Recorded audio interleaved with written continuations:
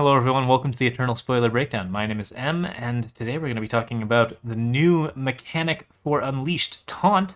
We're also going to be discussing today's balance patch, the 5.4 balance patch, which releases a couple of significant nerfs to Destiny, as well as to a number of other cards in preparation for Unleashed.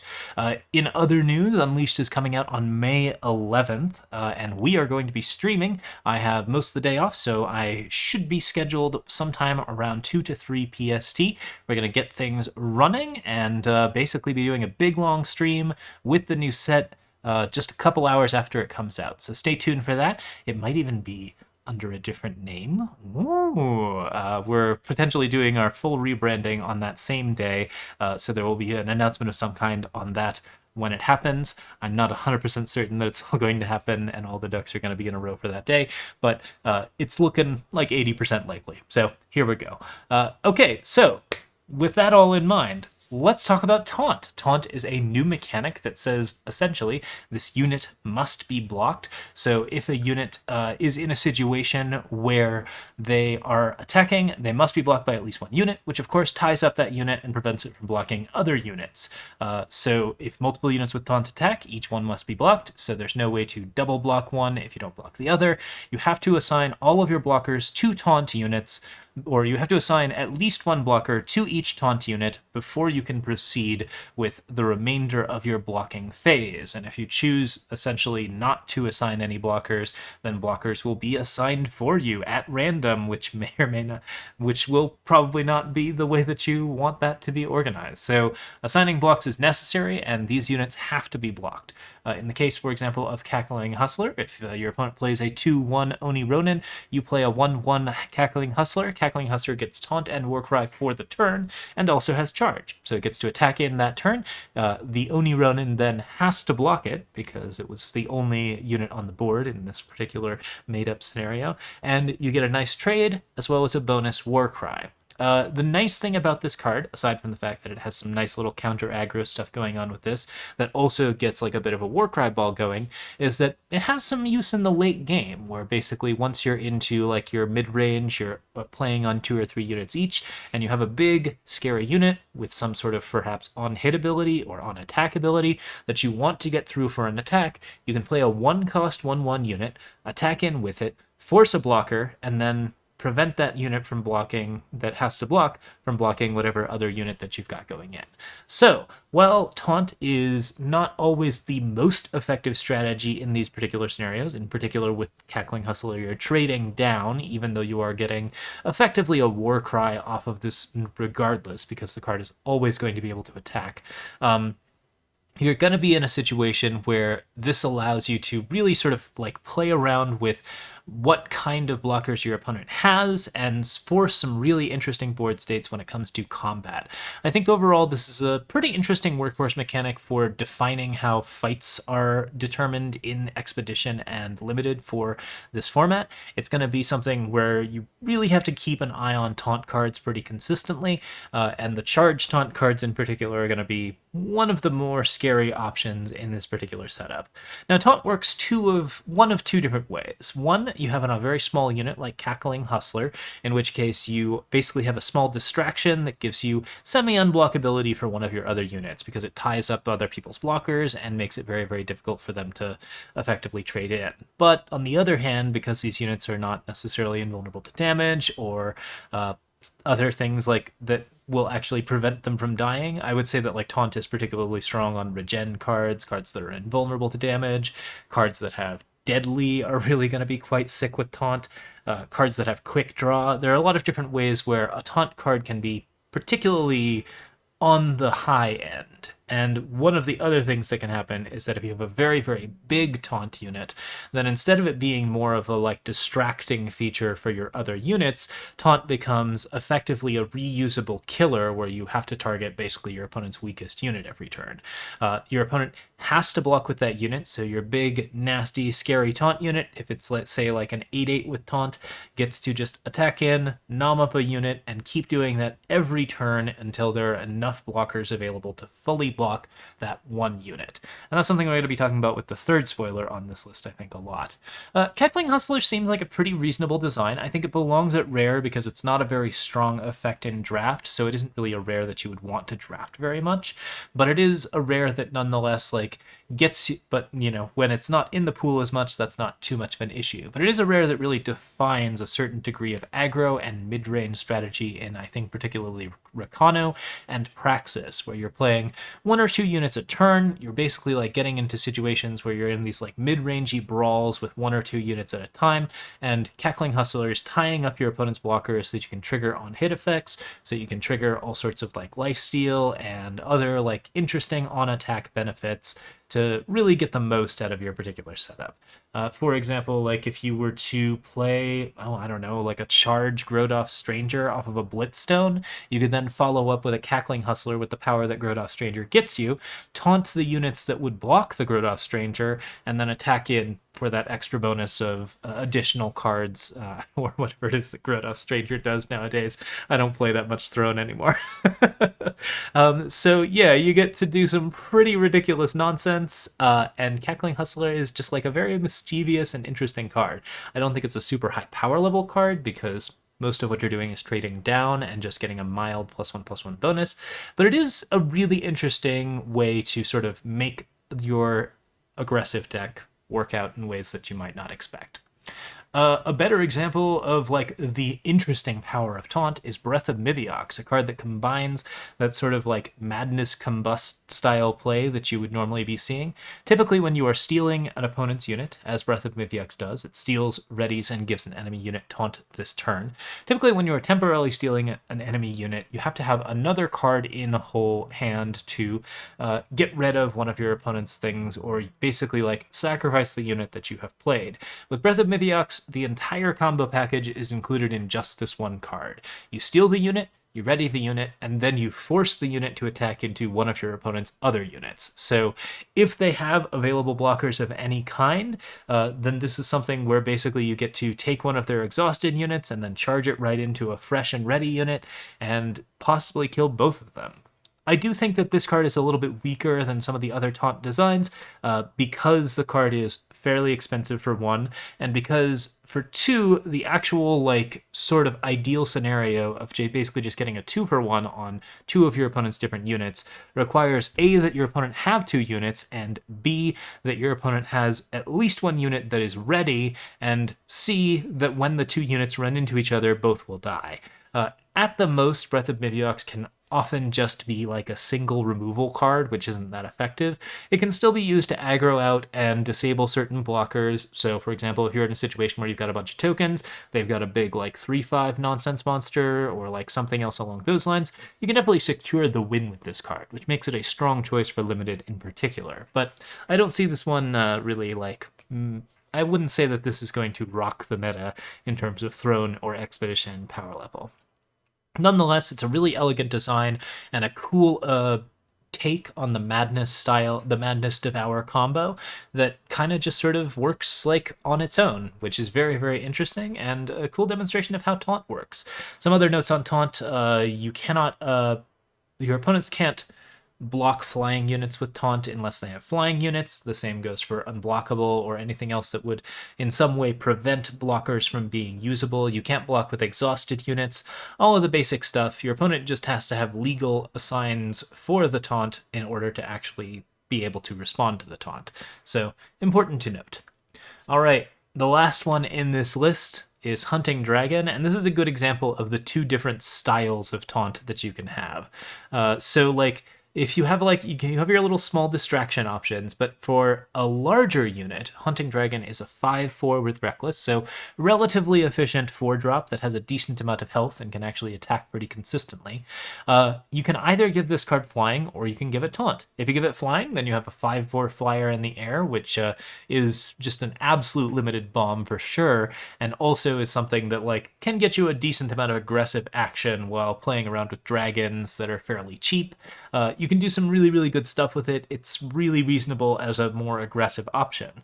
However, if you want to play for value, you can give the card Taunt, at which point it will continue to attack and eat up any small units that your opponents have on the board, or at least force a trade with a larger to mid-range unit. So your opponent just gets into a situation where they're forced to block this unit, they're forced to block it multiple times, and most notably, if you're playing in other colors, or if you're playing even in just this color, you can add your own battle skills to make this sort of strategy continue to generate benefits. So you attack with a hunting dragon, your opponent has 3 1/1s. Their options are they can block with one of the 1/1s, or they can block with all of the 1/1s. Sorry, 4 1/1s in this situation, because you need 4 health to deal with the hunting dragon. So they could organize a big mass block, or they could lose a single unit at a time. If they organize the big mass block, you then get the option to assign, say, a finest hour or a rapid shot, and repeatedly get that consistent benefit where your opponent is just forced into the bad situation where they have to deal with these combat tricks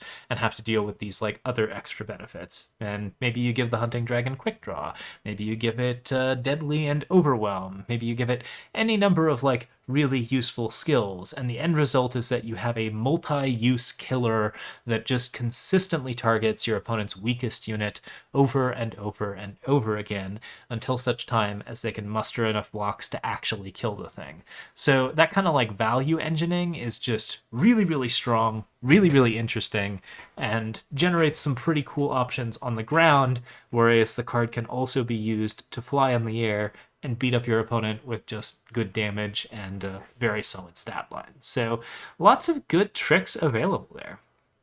All right, that is it for the Taunt. Let's talk, that's all the good news, I guess. Let's talk a little about the bad news now. So, there's been a live balance. It's the May 4th live balance, and we are looking at a couple of different changes to different cards in preparation for Unleashed. First off is a nerf to Rakano. There are a couple of cards that are seeing particular nerfs. Scalesworn Patrol is losing Inscribe, which I think is a reasonable change, although I think I would have preferred if the card lost stats as opposed to the Inscribe ability. I like the consistency of power that Inscribe cards offer. I think a lot of cards should have Inscribe, and there should be a decent amount of cards in the pool that actually do that kind of effect.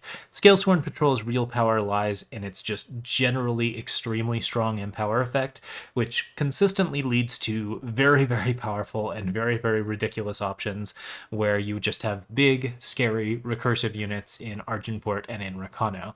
And you can do some really wild stuff with it. The card gives you a lot of value straight up front. You're not really trying to play it for its Inscribe most of the time, but in situations where you can no longer inscribe it, that does mean that you can't use one inscribe to trigger another Scalesworn Patrol's Empower, and that does reduce the strength of it at the very least. I think a nerf to this card is absolutely warranted. I certainly would have liked to see it on the actual power level of the card, as opposed to the consistency that it offers the deck. I think the inscribe ability is just, worth putting on cards like that. The second nerf is Oni Insider. The contract has gone from 1 to 2, which is pretty reasonable. Oni Insider was typically playable. You could just play it on, I guess turn 4 as a 2-drop that has a Warhelm for a 4/1 Warcry. That's a surprisingly powerful effect, considering how cheap the benefit of a single contract is. A single contract is just something that's going to be paid off out of your excess power most of the time, and then very occasionally is just going to mildly affect your next turn. It's not a particularly big cost to pay to get any type of extra benefit. In the case of Oni Insider, that extra benefit is destroying relics, which happens to be really powerful. This obviously does make it a little easier for certain relics decks to survive in the meta. However, I think the meta is going to be changing a lot in the next 6 days, so we'll see exactly how well that works and whether or not this is the card to nerf. The question, of course, is whether or not I believe everyone's already commented that Furious Magniventress should probably have been a target, and no, it has dodged that for the moment. It's still going to be the linchpin of a lot of different decks. We're actually working on a brew that we should have released pretty soon that includes Magniventress and revolves a lot around controlling Magniventress, so we'll be talking a little bit about it in the future. Nonetheless, I think these are both warranted changes, Rakano power level being high enough. These are pretty easy spots to hit, and also some of the most consistent cards in the Rakano arsenal. So perfectly reasonable and decent changes. All right, now the big ones that are being changed are infinite combos. Most notably, there's been a serious change to Destiny, which is my solemn duty to report. We've killed quite a few of these cards. So Destiny now has the ability where if you copy, or you cannot copy Destiny anymore. It's basically just a little bit of side text on the ruling of Destiny in and of itself. So if you are triggering a Destiny card and you have, say, a Destiny Echo or a Destiny Unleash, in either of those situations, the copy will not then generate its second Destiny and draw you additional cards. And in the case of Unleash, it won't automatically trigger into an infinite combo where you play multiple repeated Unleash cards, which is the central reason to, of course, nerf Destiny as a trigger, is that Destiny and Unleash together is always an infinite combo that just breaks the game. So yeah, that's the central reason to do it. That does mean that we're losing a lot of like interesting power level combos, as well as some of the like more degenerate combos of the game. The constant infinite Talir is getting nerfed. We are seeing a lot of like unusual changes where basically like it's going to be a little bit less of the like click very fast and win if you click very fast type setups. We'll see exactly how much of that changes, but overall, like, yeah, it's an interesting change. I'm certainly not hugely in favor of it since I'm kind of in love with Destiny Echo in particular. I kind of wish there was just a limit on Destiny cards that was a little bit more consistent, but there is a limit on Destiny cards on some of these other designs, so we'll talk about it as we get into it with Talir. Okay, so other changes. Malaga Amphitheater now says once per turn and says replenish 2 power instead of replenish power equal to the durability of Malaga Amphitheater.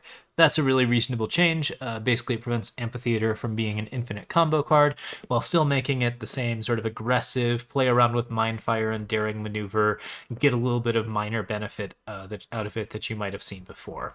For a 3-cost site, this is a reasonable change. I like that they gave it like a little bit of an upgrade in addition to nerfing its obvious infinite combos with auto tread and other ridiculous shenanigans. Shiftstone Processor is in much the same vein. It's got a really interesting change that I think is kind of awesome. So Shiftstone Processor previously said that when a unit goes to your void, you just get a power, and that just keeps happening. This time around, Shiftstone Processor says once per turn, when one or more units go to your void, you get that much power this turn. So if you lose an 8-drop, then you get to play 2 8-drops because you have 16 power for the turn. It's pretty interesting. I really think that this is a very different design in terms of like what these two cards do. The one that gives you basically like a bunch of weird infinite combos versus the one that plays really well with very large, very scary dinosaurs. I like this change. I think it's a really interesting approach to Shiftstone Processor, and I'm kind of curious to see what people end up doing with it. I'm sure we're going to be playing some more ridiculous like Praxis Birthright nonsense that plays around with Processor a little bit because, yeah, that's a really exciting time. Good set for Divining Rod in particular, which also on this list. Okay, other things that have been changed. The cards that play random sigils but not depleted have been changed to play sigils depleted, or at least in the case of Kanya Ironthorn Envoy and Copper Hall Bracers. So in both cases, you get a depleted sigil instead of getting an extra bonus. I think these are minorly okay changes. Kanya was obviously like a pretty egregious example of how much like random power you could generate very quickly. You'd get an attack in with a bunch of different units, and then you get to play another spell on top of that, because all of that undepleted power just allows you to just like immediately get into something new. I don't think this is a major nerf to the card. Obviously, the ramp is the main reason that you're going into it, but like being able to summon it and get like 1 or 2 depleted cards is still the best use case for this most of the time, and that is not like going to be a huge change up considering the card is still stat efficient, still has a great power soak at the top, and does some pretty awesome things just in general.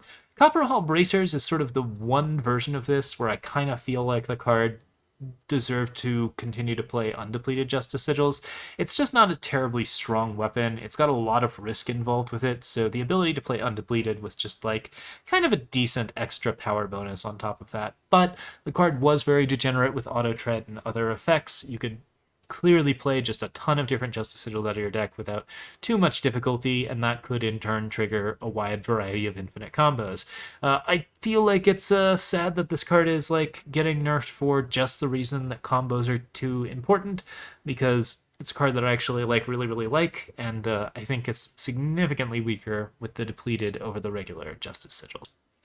Still, decent benefits on it, and, you know, this was always a fun card to be playing with, like Hojin, and do some other interesting shenanigans. None of that is necessarily going to change. Finally, Amar Dark Summoner now gives Voidbound to units that cost 2 less, which previously the units just cost 2 less. Amar is a very powerful card. This one clearly had a lot of degenerate potential, and giving Voidbound is a really simple way to just sort of make sure that the excellent benefits it's getting, which are still going to be very degenerate, are not completely degenerate in the ways that you can play them. I think it's fine. It should be very solid. I'm curious if it applies Voidbound to units that are already in the Void, and what happens when Amar is destroyed. I believe that the units will lose Voidbound, but I'm not 100% certain how that's going to work. I imagine that it's basically anything that you play. Yeah, I guess we're going to find out a little bit about that. But overall, I think I'm generally in favor of that change. All right, so finally, the Destiny cards. So Talir Who Sees Beyond now is limited to the first 2 time units you draw each turn. I think this puts Talir pretty firmly out of the range of like competitive cards. This is a pretty common Throne meta card where you play time decks that just play all of the time units. This one in particular kind of hurts. I think that like mono time was not like a really strong color. So like having that sort of like really interesting hero who could just play a billion different time cards off of other options, it was like just a very fun deck, and always one of my favorite like set 1 designs. However, this one also did have some of the most degenerate and really unpleasant infinite combos that the game has ever seen.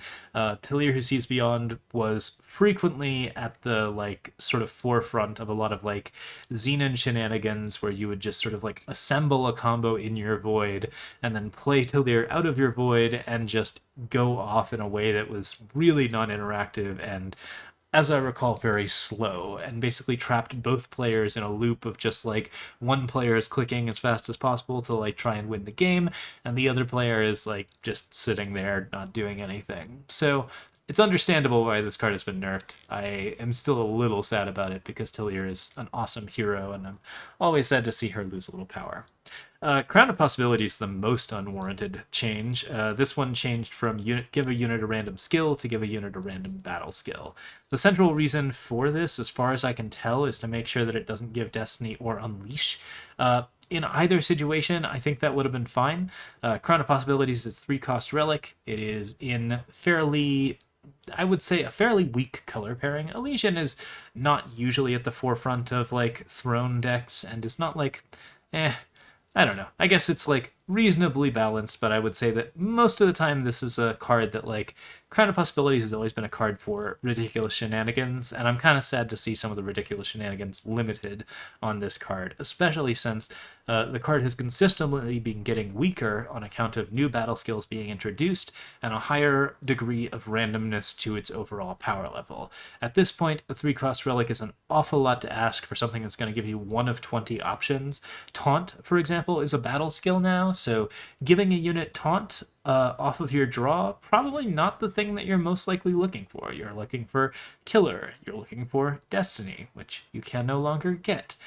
You'd be looking for Unleash. So there just, I think, aren't enough like general power level options that like, I don't think that the battle skill is necessarily a good change here. For Divining Rod, the same exact change has been implemented. Instead of a skill with a wielder, it's a battle skill with the wielder. In this case, I think that's perfectly reasonable.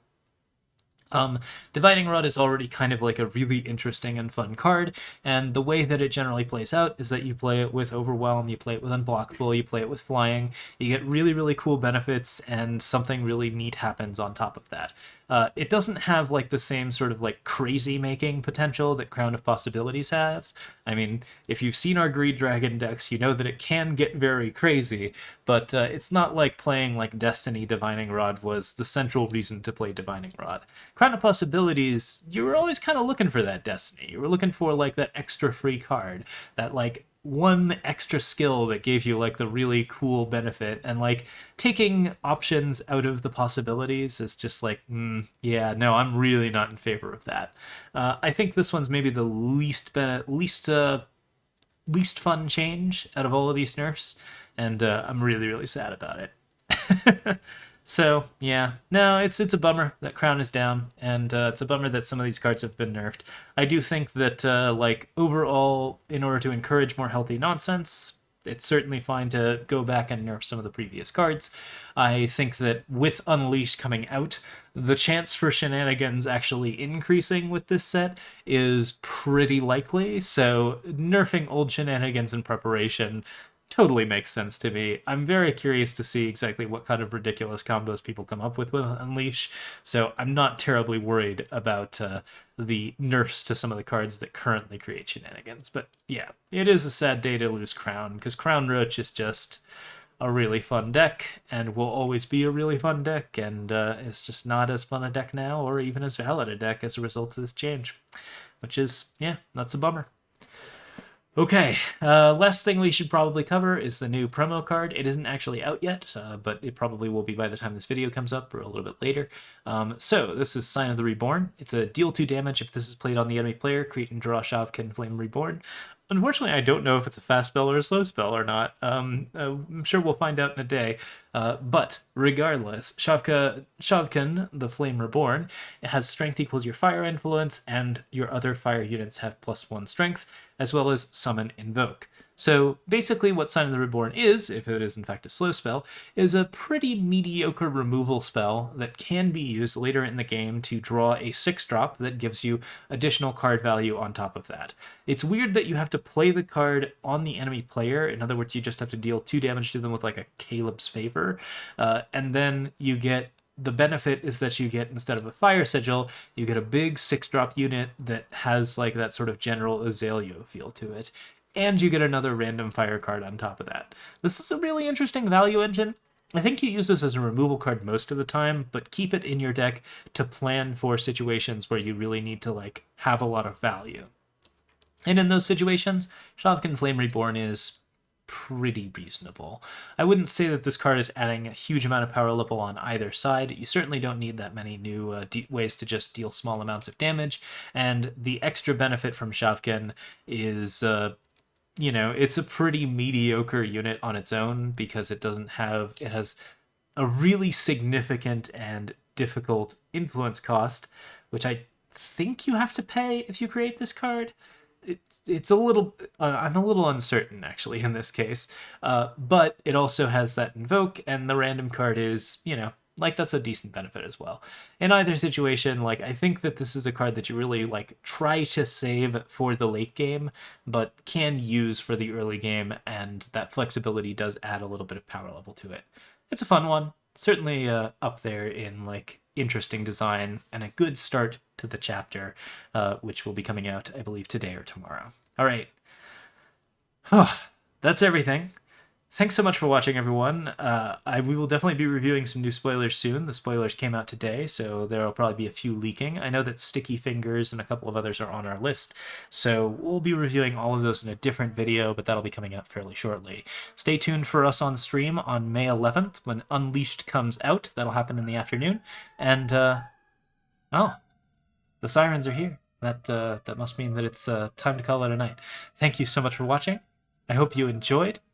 Feel free to like or subscribe, and I'm out. Cheers.